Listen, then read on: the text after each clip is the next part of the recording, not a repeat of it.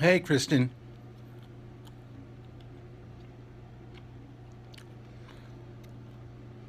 Well, hello. Hey, Ed. How's it? All right. So, seeing a bunch of people who are regulars, a bunch of people I haven't seen in a while, and a couple of new people. My name's William Friedman. Yes, I am safe in Juarez. Yeah. Okay, let's start with that. It's going very well. Of course, Texas totally screwed up, and I had to actually leave the country to keep this thing going. Uh, look happy. Yeah, I'm happy to be out of Texas. Let me tell you something. Okay, thoughts of the bridge. Okay, well, now one of the people from Texas who I really do like is now on, so I'm going to stop talking smack about Texas. Uh, but anyway, yeah, I'm here in Juarez. What was intended to be a side trip into Mexico has turned into the better part of a week. Yeah, don't smack Texas. Well, all I can say, flying lady, is that is that once I got past Sweetwater, the hospitality kind of ended. Anyway, so what's going on here? First of all, this is not the first time I've been in the most likely place in the world to be murdered. This is actually my third time with that distinction. When I was working for IBM, which, contrary to common belief, does not stand for I've been moved, or I'm by myself, or it's better manual, or I'd buy a Macintosh, or inexorably bound to Mephistopheles.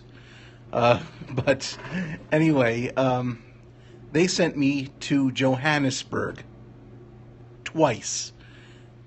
Two different occasions I spent close to 2 months in Johannesburg. I'm still here. So you can throw all the crime statistics you want. Uh, get to mid El Paso? Yeah, well, I'll get to any part of El Paso I can at this point. But the thing is, you can take all the crime statistics you want, and frankly, they're just that. They're statistics. And if you're smart enough, you don't become a statistic. Hey, buddy, how you doing, John? Yeah. Okay, so anyway, I'm William Friedman. This is the Cross Country Local, an attempt to go from the Atlantic to the Pacific um, using only local mass transit. My budget for the trip, I had a number in mind of about 5 to 6 grand is what it would cost in expenses, plus the fact that I am a suburban workadaddy and do have a family to support. So, because you asked, let me just put in the plug for the GoFundMe campaign. I want to thank Echo Lane, who has come up big and have kicked in about $2,000 towards this, but and there have been a number of friends and relations and total strangers who've kicked in anywhere from $20 to $500 to help out. I'll get to that in just a second, flying lady. Yeah, I made it to Juarez, but the trick is to make it out of Juarez. Then we'll call it a victory. But anyway, I'm still a bit out of pocket on this. So if you've thought about supporting the GoFundMe campaign for Cross Country Local, please do so. And you just go to GoFundMe.com and search for Cross Country Local. You'll see my face. You'll see some videos. You'll see some. I am not drinking the water. The that is very true. Do not. This is the third night I'm spending in Mexico. I spent a night in Ojinada, which is right across from Presidio, Texas, and Ojinada is famous for nothing. There was, I believe, a Mexican-American War or Spanish-American War battle there. Send in the posse. But anyway,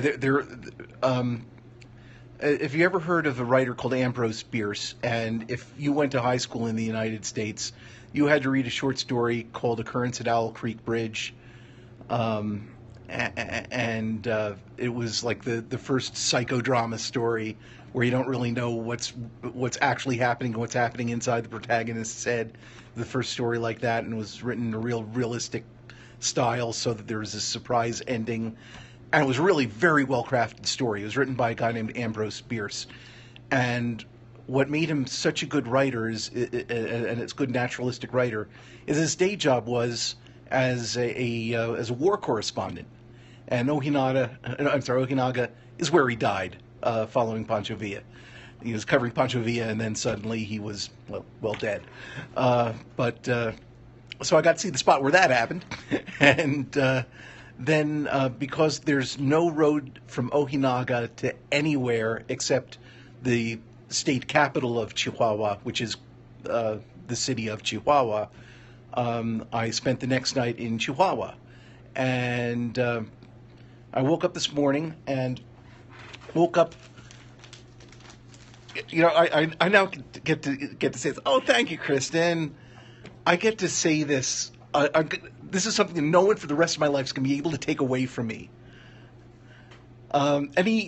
Send hearts if you ever watched any of the Evil Dead movies, any of the movies with Bruce Campbell as his character Ash. Okay. I went to S-Mart. Shop Smart.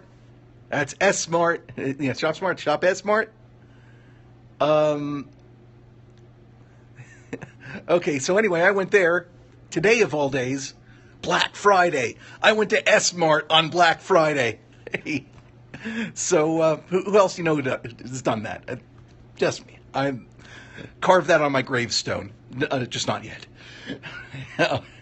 So anyway, the way back into the U.S. from Chihuahua, I got thrown in jail in Juarez. It was not a good day. Flying Lady, we have got to swap stories sometime. I have got to come back to Sweetwater, and we got to have a nice long brunch sometime, because it sounds like you've had some wild times. I'm going to have to keep an eye out for the next time that you're scoping, and you got to tell me that story. I've got to hear that. You're born in El Paso, get there, but it's still like Mexico. I noticed that the name of the first neighborhood, when you cross over from Chihuahua, in the state of Chihuahua, is Chihuahuito, and so I think it means that there's less of a line, more of a gradation from Mexico to the United States around there. But I've actually been reporting on that. I find actually, coming from the Northeast of the United States, where everything is so advanced and we got everything all the time. I knew that life would be different, that things would be a little more slow paced and a little bit rougher around the edges when I got to the central part of the country, and then as I headed south through the central part of the country. What I wasn't prepared for was the real lack of culture shock going from Texas into Chihuahua. I've got enough high school Spanish, and I've had enough opportunity to practice as an adult that I can get around. So,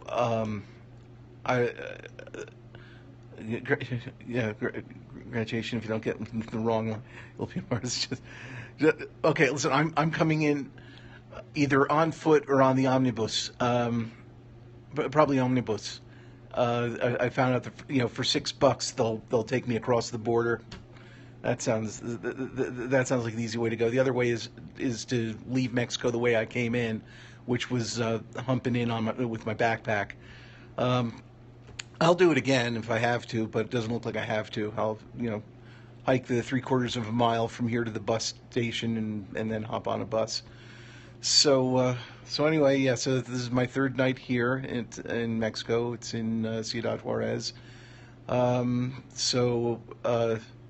Again, it's amazing the way the buses run down here. And as I was saying in my earlier broadcast, is that big difference that I've seen when it comes to so where are you? It is a hotel. It's a very nice hotel called and again, $50 gets you a good. That's actually why I decided to stay down here tonight. I can't get this room for $50 in El Paso, so so this is fine. I am eating some beef jerky, which I got at S-Mart. Shop smart.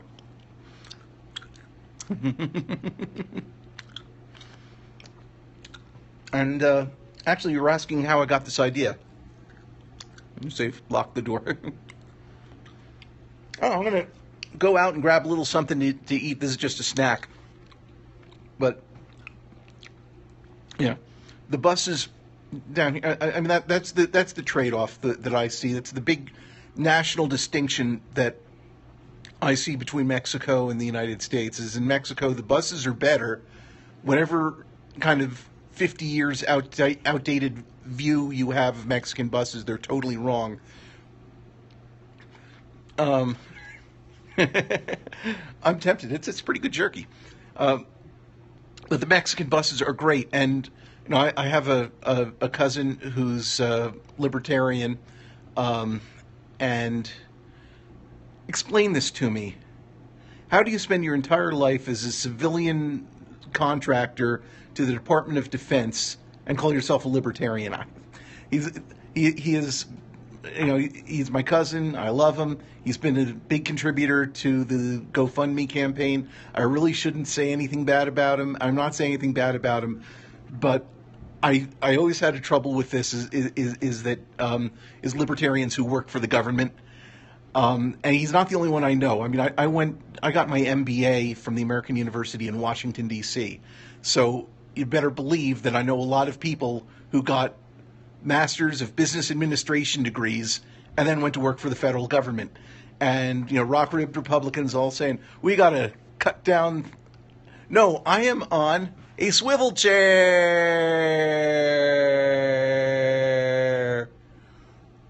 Backwards. Hammock. I got one in my backyard. My kids got me one for my 52nd birthday. So that was nice. Haven't had a chance to use it yet. I haven't been home much. So, no, I'm not yet. I'm not drunk. It's the truth that El Paso is a very criminal town. Yes, it's the most likely place in the world to get murdered. There's 8 murders a day. I'll be here for about 12 hours. I like my odds. So, anyway, what was I talking about? Someone give me a hint. Oh, yeah, libertarians who work for the government. I know so many people are saying, we got to cut down the size of government. We got to reduce every little, every job that is not absolutely essential, except mine, of course. Well, anyway, my cousin, I told him about how good the buses are. He said, "Oh, well, they must be subsidized." And I said, "Well, yes, so's Amtrak. They're not. It's not this good." But aside from that, I checked it out. This is a free market competition. There's at least 2 or 3 bus companies that compete for every line between major cities in Mexico. Now, Pemex is government owned. The oil company is government owned. So the price of fuel is subsidized, but that's not the biggest part of the equation. When it comes to labor and rolling stock and gates and all that, they're paying full freight. This is the free market working down here when it comes to intercity bus transit, and it's also kind of why Greyhound isn't as good as it could be, because there's no nationwide competition for Greyhound. If there were, if they hadn't put everyone out of business except this cobbled together Trailways thing, then then we'd have better bus service in the States. And by better, I mean I can on a Mexican bus, I can recline almost flat. It's like business class seat on an airline. They've got host or hostess service. Kind of like having a flight attendant. It's the buses down here are great. There's movies on the bus, and depending on your class of service, you either watch the same movie as everyone else. They actually have some pretty good selections there, or else you've got a seat back touch screen. You can play games or watch whatever movie or listen to whatever kind of music you want. So yeah, Mexico's got a lot to teach us about mass transit, and I hope I'm not considered un-American for saying that. It's just one thing about this adventure is that I get to witness things with my own eyes, form my own opinions. Travel's great that way. Anyway, I'm going to sign off for now. Again, William Friedman, cross-country local, crossing from the Atlantic to the Pacific using only local transit. And please follow me here on Periscope. Please invite your friends. Oh, good night. God bless you too, Kristen. Please invite your friends to follow me on Periscope. And please follow the Cross Country Local on Facebook. And follow hashtag XCLocal, X-Ray Charlie Local for Cross Country Local on Instagram and Twitter. Good night, everybody, and I will see you along the route and back in the USSA.